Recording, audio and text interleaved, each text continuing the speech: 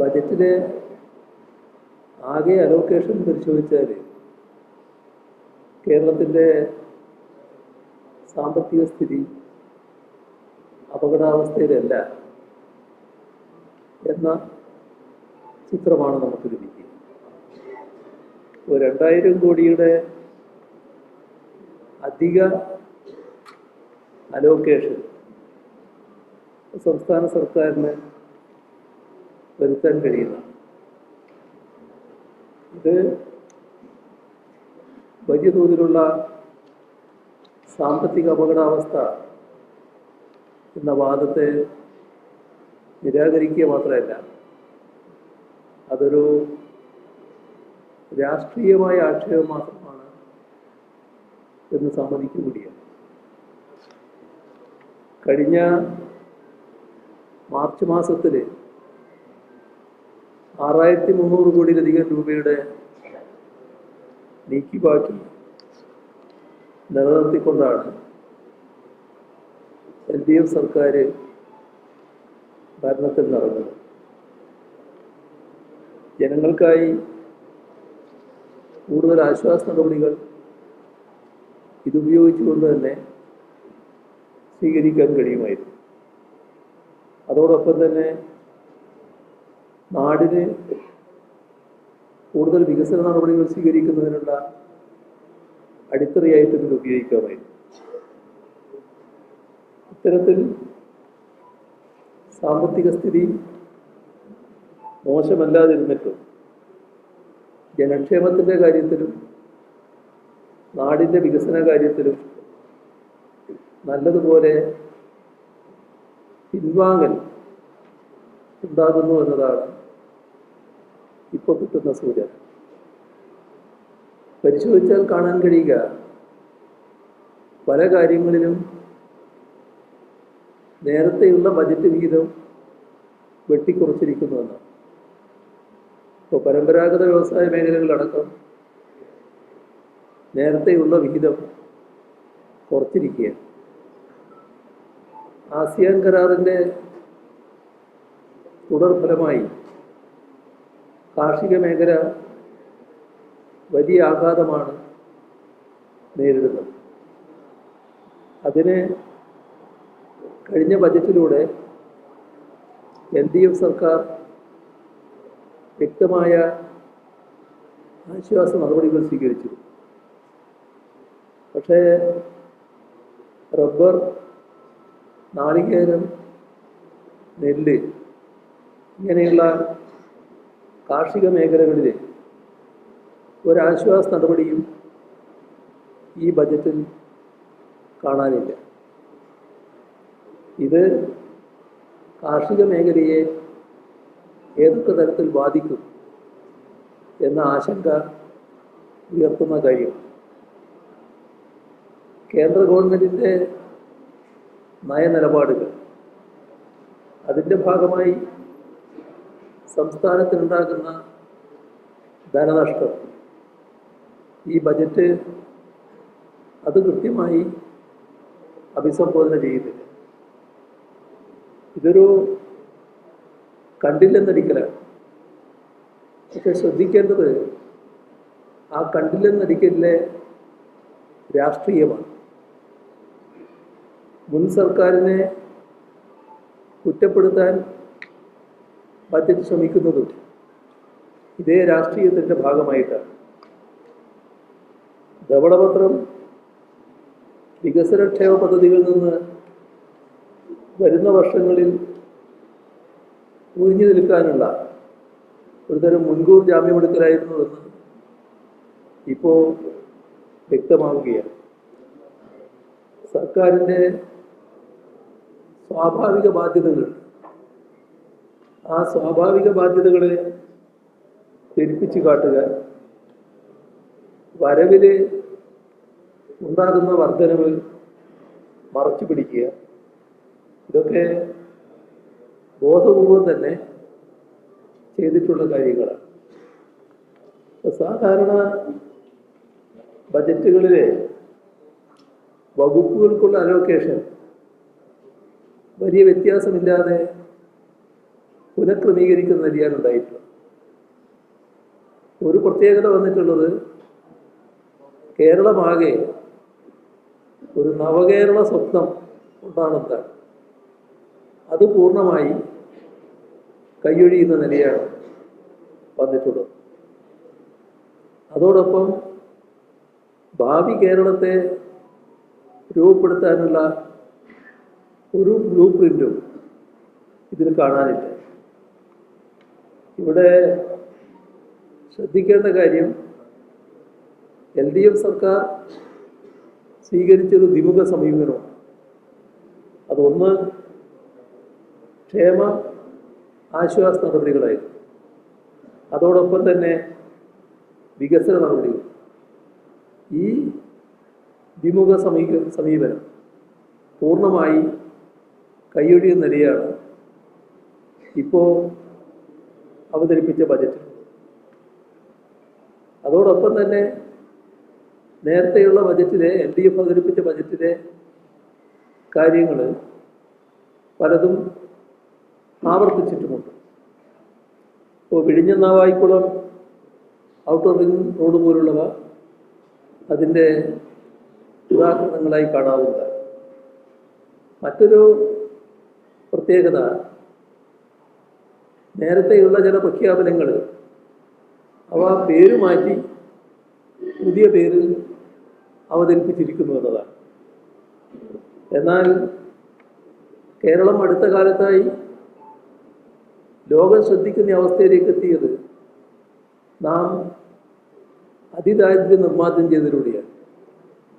അതുമായി ബന്ധപ്പെട്ട് ഒട്ടേറെ നടപടികൾ തുറന്ന് സ്വീകരിക്കേണ്ടതുണ്ട്. അത്തരം കാര്യങ്ങളെക്കുറിച്ച് ഒരു പരാമർശവും ഇതിനകത്ത് കാണാനില്ല. ഇപ്പോഴത്തെ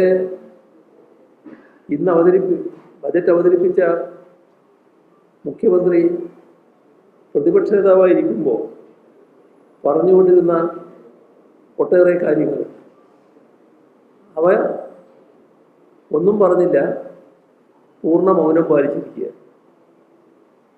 ഇവിടെ നേരത്തെ LDF സർക്കാർ പ്രഖ്യാപിച്ചൊരു കാര്യം, നമ്മുടെ നാട്ടിലെ പഴങ്ങളിൽ നിന്നും ധാന്യങ്ങളിൽ നിന്നും മറ്റും മദ്യമുണ്ടാക്കാൻ ചെറുകിട മേഖലയെ അനുവദിക്കുന്നതായിരുന്നു.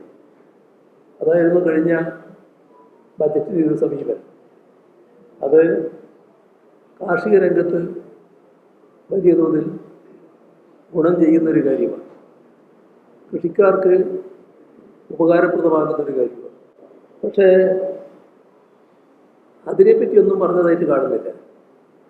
അത് മാറ്റി വൻകിട മദ്യ കമ്പനികൾക്ക് വീര്യം കുറഞ്ഞ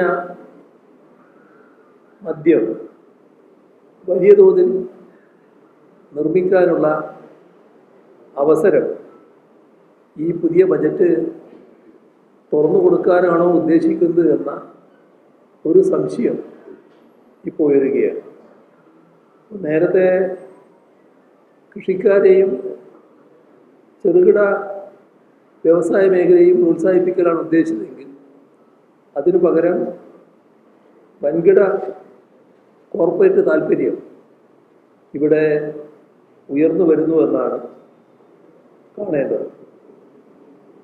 നമ്മുടെ ബജറ്റിൻ്റെ മാത്രമല്ല, നേരത്തെ അവതരിപ്പിച്ച ധവളപത്രത്തിൻ്റെയും പ്രധാനപ്പെട്ട ഊന്നൽ സ്വകാര്യ മേഖലക്ക് നല്ല അവസരം കൊടുക്കലായിരുന്നു.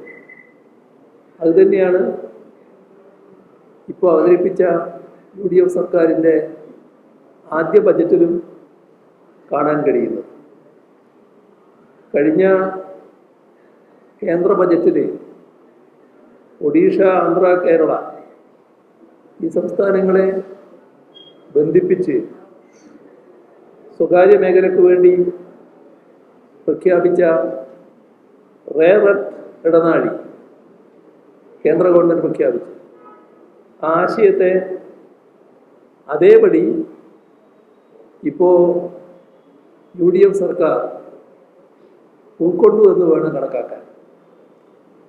അതാണ് ഈ ബജറ്റിൽ കാണാൻ കഴിയുന്നത്. മൈനർ ധാതുക്കളുടെ ഖനനം അതടക്കമുള്ള കാര്യങ്ങൾ എല്ലാം സ്വകാര്യ മേഖലയ്ക്ക് തുറന്നു കൊടുക്കുന്നതാണ് കേന്ദ്ര സർക്കാരിൻ്റെ നയം. അതുതന്നെയാണ് ഇപ്പോൾ ഈ ബജറ്റിൽ പ്രഖ്യാപിച്ച rare earth critical mineral corridor വഴി UDF സർക്കാരും പിന്തുടരുന്നത്. എന്നാൽ കഴിഞ്ഞ ബജറ്റിൽ LDF സർക്കാർ മുന്നോട്ട് വച്ചത് ഇതായിരുന്നില്ല. പൊതുമേഖല അധിഷ്ഠിതമായ റെയർ എർത്ത് ഇടനാഴി എന്ന ആശയമാണ് LDF സർക്കാർ മുന്നോട്ട് വെച്ചത്.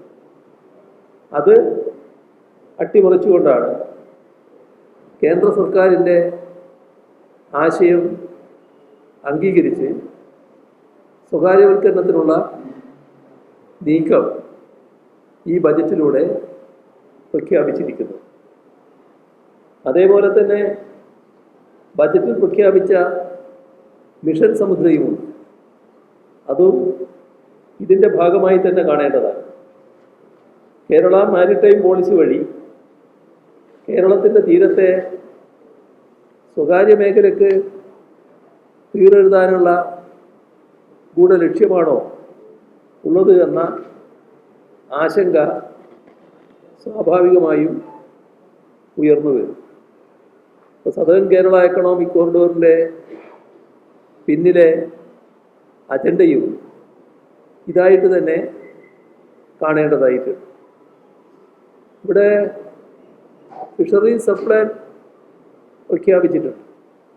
അപ്പോൾ നമ്മുടെ തീരദേശവാസികളുടെ കണ്ണിൽ പൊടിയിട്ട് മറ്റ് അജണ്ടകൾ നേരത്തെ പറഞ്ഞ തരത്തിൽ നടപ്പിലാക്കാനാണോ ഉദ്ദേശിക്കുന്നത് എന്ന് സംശയിക്കേണ്ടതായിട്ടാണ് ഇരിക്കുന്നത്. മറ്റൊരു വളരെ പ്രധാനപ്പെട്ട കാര്യം കേരളത്തിൻ്റെ ഭൂപരിഷ്കരണ നിയമം അട്ടിമറിക്കാനുള്ള നീക്കമാണ്. ഇത് അതീവ ഗൗരവമായി കാണേണ്ട കാര്യമാണ്. സ്വകാര്യ കുത്തകകൾക്ക് വേണ്ടി ലാൻഡ് മാനേജ്മെൻറ്റ് നയം ആവിഷ്കരിക്കാനാണ് ഉദ്ദേശിക്കുന്നത്. ഇപ്പോൾ ഭൂപരിഷ്കരണം 2.0 എന്ന ബജറ്റ് പ്രഖ്യാപനം ഒരു മറയുമില്ലാതെ ഈ കാര്യമാണ് വ്യക്തമാക്കിയിട്ടുള്ളത്. നമ്മുടെ നാട്ടിലുള്ള സ്വകാര്യ കുത്തകകൾക്കടക്കം പല കാര്യങ്ങൾക്കും പ്രതിബന്ധം സൃഷ്ടിക്കുന്ന ഭൂപരിഷ്കരണ നിയമം, ആ നിയമമാകെ പൊളിച്ചെഴുതുക, അതിൻ്റെ പിന്നിലെ രാഷ്ട്രീയം വ്യക്തമാണ്.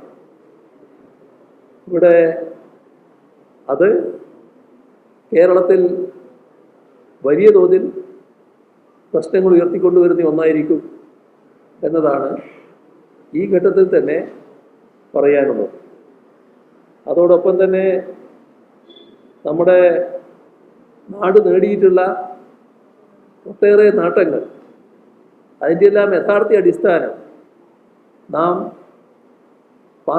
നമ്മുടെ നാട് പാസാക്കിയ ഭൂപരിഷ്കരണ നിയമമാണ് എന്നത് എല്ലാ സാമൂഹ്യ പരിഷ്കർത്താക്കളും അംഗീകരിക്കുന്ന കാര്യമാണ്. ഇവിടെ ബജറ്റിൽ ഇപ്പോൾ health and life science city പ്രഖ്യാപിച്ചിട്ടുണ്ട്. ഇതും സ്വകാര്യവൽക്കരണത്തിൻ്റെ യുക്തിയാണോ പിൻപറ്റുന്നത് എന്ന് ശങ്കിക്കേണ്ടതായിട്ടുണ്ട്. ആശുപത്രികൾ, ഫാർമ മേഖലയിൽ സ്വകാര്യ കമ്പനികൾ, ഇവരെയൊക്കെ മാടി വിളിക്കുന്ന നയമാണ് ബജറ്റിലുള്ളത്. നാം നമ്മുടെ കേരളത്തിൽ കാണുന്നൊരു വസ്തുതയുണ്ട്. അത് ചില അന്താരാഷ്ട്ര ഭീമന്മാർ, KKR പോലെ, ബ്ലാക്ക് സ്റ്റോൺ പോലുള്ള വൻകിട കമ്പനികൾ, ബഹുരാഷ്ട്ര കുത്തകകൾ കേരളത്തിലെ സ്വകാര്യ ആശുപത്രികൾ കൈയടക്കാൻ നടത്തുന്ന ശ്രമമാണ്. അത് നേരത്തെ തന്നെ കേരളീയ സമൂഹം ശ്രദ്ധിച്ച കാര്യമാണ്. അത് ഒരു ഭാഗത്ത് നിൽക്കുമ്പോൾ അവർക്കെല്ലാം പച്ചക്കൊടി കാണിക്കുന്ന ഒരു സമീപനം ഈ ബജറ്റിലൂടെ വരികയാണ്.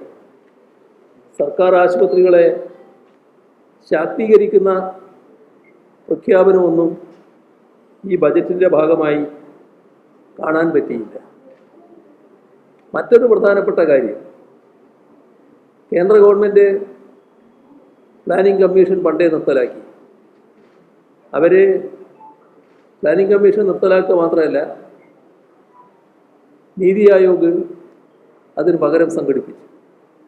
ഇപ്പോൾ അതേ വഴിയിലേക്ക് നമ്മുടെ സംസ്ഥാനവും നീങ്ങാനാണോ ഉദ്ദേശിക്കുന്നത് എന്നത് ശങ്കിക്കേണ്ടതായിട്ടാണ് ഇരിക്കുന്നത്. ഇപ്പോൾ പ്ലാനിംഗ് ബോർഡ് പുനഃസംഘടിപ്പിക്കും എന്ന് പറഞ്ഞു കഴിഞ്ഞു. ഒരു തിങ്ക് ടാങ്കായി പ്ലാനിംഗ് ബോർഡിനെ മാറ്റുക എന്നതാണ് വ്യക്തമായി നമ്മുടെ ബജറ്റിൽ പറഞ്ഞു കഴിഞ്ഞ കാര്യം. ഇത് കൃത്യമായ കേന്ദ്ര നയമാണ്. ഒരു മറയുമില്ലാതെ അത് അംഗീകരിക്കുന്ന നിലയിലേക്ക് പ്ലാനിംഗ് കമ്മീഷനെ മാറ്റി നീതി ആയോഗിനെ ആക്കിയതുപോലെ ഇവിടെ ആ ആശയം സ്വീകരിച്ച് ഒരു തിങ്ക് ടാങ്ക് ആക്കി നമ്മുടെ പ്ലാനിംഗ് ബോർഡിനെ മാറ്റുന്നു എന്നാണ് കാണേണ്ടത്. അടുത്ത് ഇറങ്ങിയ ധവളപത്രത്തിൻ്റെ നിർദ്ദേശത്തിൻ്റെ അടിസ്ഥാനത്തിൽ കൂടിയാണ് ഇത്തരമൊരു പ്രഖ്യാപനം ബജറ്റിൽ വന്നിട്ടുള്ളത് നമ്മൾ കാണും. അപ്പോൾ നെഹ്റുവിയൻ വികസന കാഴ്ചപ്പാടാണ് അംഗീകരിക്കുന്നതാണല്ലോ പറയുന്നത്. നെഹ്റുവിൻ്റെ വാചകങ്ങൾ ഉദ്ധരിച്ചുകൊണ്ടാണല്ലോ ബജറ്റ് പ്രസംഗം അവസാനിപ്പിച്ചത്. പക്ഷേ നെഹ്റുവിയൻ വികസന കാഴ്ചപ്പാടിൻ്റെ പ്രധാന ഉപാധി ആസൂത്രണമായിരുന്നു. ആ ആസൂത്രണത്തെ ഈ നെഹ്റുവിയൻ സോഷ്യലിസ്റ്റ് എന്ന് അഭിമാനം കൊള്ളുന്ന മുഖ്യമന്ത്രി കുഴിച്ചു മൂടുന്നു എന്ന അവസ്ഥയാണ് ഈ ബജറ്റിലൂടെ നമുക്ക് കാണാൻ കഴിയുന്നത്. എല്ലാവരും സമ്മതിക്കുന്ന ഒരു കാര്യമാണ്, കേരളത്തിൽ വൻതോതിലുള്ള പശ്ചാത്തല വികസനം നടന്നു എന്നുള്ളത്. ആർക്കും ആ കാര്യത്തിൽ മറ്റൊരു വ്യത്യസ്ത അഭിപ്രായം ഉണ്ടാവില്ല.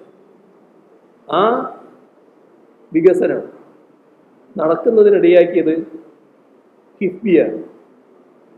അതിൻ്റെ ചാലകശക്തിയായി പ്രവർത്തിച്ചത് കിഫ്ബിയാണ്. പക്ഷേ കിഫ്ബിയുടെ ചിറകരിയുന്ന നിലപാടാണ് ഈ ബജറ്റിൽ സ്വീകരിച്ചിരിക്കുന്നത്.